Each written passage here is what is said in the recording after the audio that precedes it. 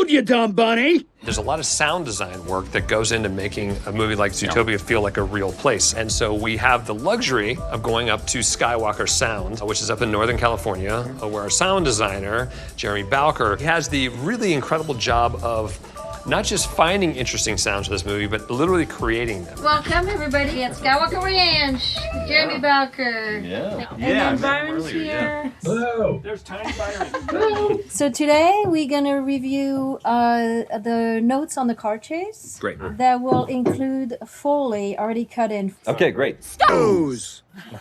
Yeah.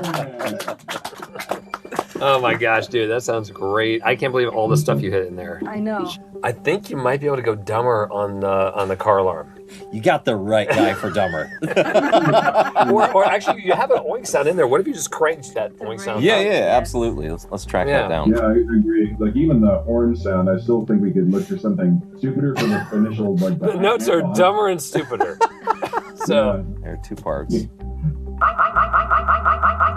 That and then. Okay. This is serious stuff, I think it would be that one. the second one? The second one. Okay. I would say whatever that thing is, I would just make that like through the roof. Okay, sounds good.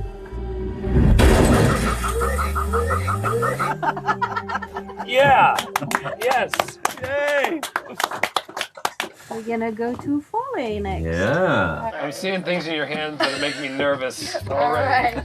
What we do, we're gonna protect ourselves from getting super wet. Yep. Oh. Yeah. It's multi-layered for these. Yep. And then this is gonna kind of give us the entire sense of like moving worms. Great. Love Yeah, it. it's a little too wet. I want a little bit more of the gel to water ratio. How much gel do you go through in a week? Well, it depends how many stuff like this I'm doing, but I actually have to buy it in bulk, usually. Well, if you want to try your hand at I it. sure do. Okay, so I'm going to load you up with some gel. Yeah, let's do it. Is that going on here or in my hands? It's going on your hand. Yeah. I did it.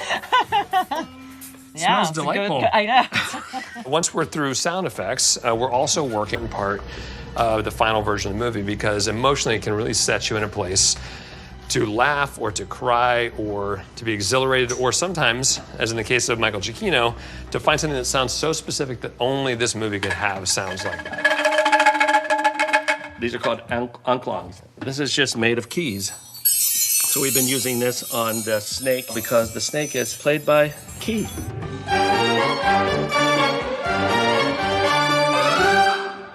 What's unique about this movie and Michael's approach is just the same way that with story artists we are constantly improvising. He was doing that with the entire orchestra, so 85 people. And in the moment you say, this isn't gonna be dramatic anymore. We're gonna bring in a real funk sound.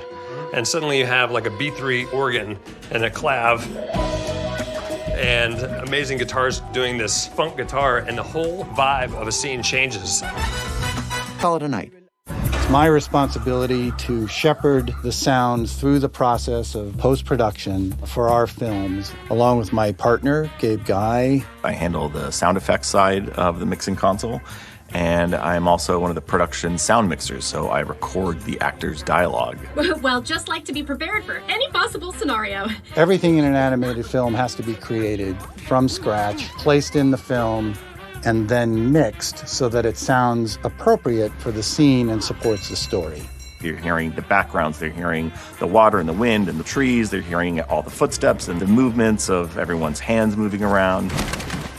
We both have several hundred tracks of material at any given point. Almost any sound is not just one particular sound. I mean, even something like a door is usually made up of 8 to 10 to 12 elements together just to make one door close, so that we can make it cinematic and sort of larger than life to give it real character and creak and crack. And that has an effect on the audience, and the best environments for what we do are when it's experimental and everybody gets to contribute. David, the note that Steve's talking about was they wanted to get out of the singers so that we weren't hearing them throughout the whole thing, like have them. So let's see, here's going to be Shakira. Here we go, let's go! She's supposed to be on a microphone, right? So let's put a little bit of an effect on her to make her feel like she's in that hall. Here we go, let's go!